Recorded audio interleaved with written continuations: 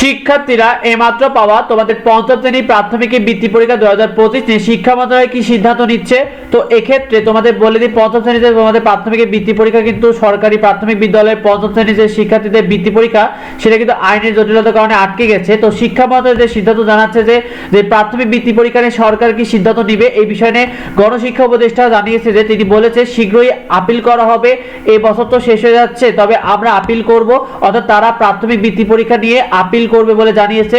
তো এক্ষেত্রে প্রাথমিক বৃত্তি পরীক্ষার আপিল বলতে তিনি বুঝিয়েছে যে সাধারণত যে সরকারি রায় বা সিদ্ধান্ত বিরুদ্ধে যে বিষয়টা আপিলকে বোঝানো হয়েছে, অর্থাৎ আদালতে যে বিষয়টাকে বিচার বিবেচনা করা হয়, তো আদালত পুরো বিষয়টা কিন্তু বিবেচনা করবে, এরপরে পরীক্ষা তারিখ পেছাতে পারে অথবা সেক্ষেত্রে নতুন সিদ্ধান্ত আসতে পারে বলে ইঙ্গিত দিচ্ছে। তো এক্ষেত্রে যে বিষয়টা চূড়ান্ত হচ্ছে, অর্থাৎ পঞ্চম শ্রেণী তোমাদের প্রাথমিক বৃত্তি পরীক্ষা নিয়ে কিছু সমস্যা তৈরি হয়েছে।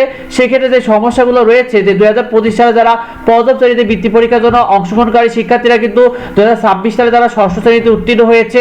তো এক্ষেত্রে আবার আরেকটি সমস্যা, যদি পরীক্ষা না হয় সেক্ষেত্রে পরীক্ষা যাবতীয় যে প্রস্তুতি রয়েছে, বিশেষ করে প্রশ্ন কেন্দ্র ব্যবস্থাপনা এবং প্রবেশপত্র, এগুলো বিফলে যাবে। আবার পরীক্ষা ছাড়াও কিন্তু প্রকৃত যে মেধাবী তাদেরকে যাচাই করা যাবে না, অর্থাৎ এই প্রাথমিক বৃত্তি যে কাদেরকে দেবে সেক্ষেত্রে কিন্তু পরীক্ষা ছাড়া এটা কিন্তু সেই মেধাবীদের আসলে বিবেচনা করা যাবে না। সর্বশেষ যে চূড়ান্ত সিদ্ধান্ত গণশিক্ষা মন্ত্রণালয় এবং প্রাথমিক শিক্ষা অধিদপ্তর এবং প্রাথমিক বৃত্তি পরীক্ষা যে কমিটি তারা যে বিষয়টা চূড়ান্ত করেছে যে আদালতের সবকিছু বিবেচনা করে যেটা চূড়ান্ত হবে সেটাই কিন্তু কার্যকর করবে, অর্থাৎ আপিলের পর আদালত যে বিষয়টা চূড়ান্ত করবে সেটাই কার্যকর হবে বলে তারা জানিয়েছে।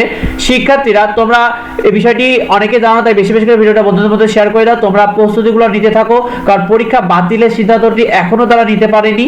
তো এই বিষয়টা এখনো পরীক্ষা হওয়ার সম্ভাবনা রয়েছে।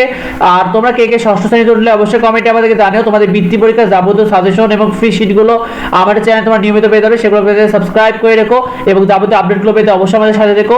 দেখা হয় পরবর্তী ভিডিওতে, পরবর্তী আপডেটে। ধন্যবাদ সবাইকে।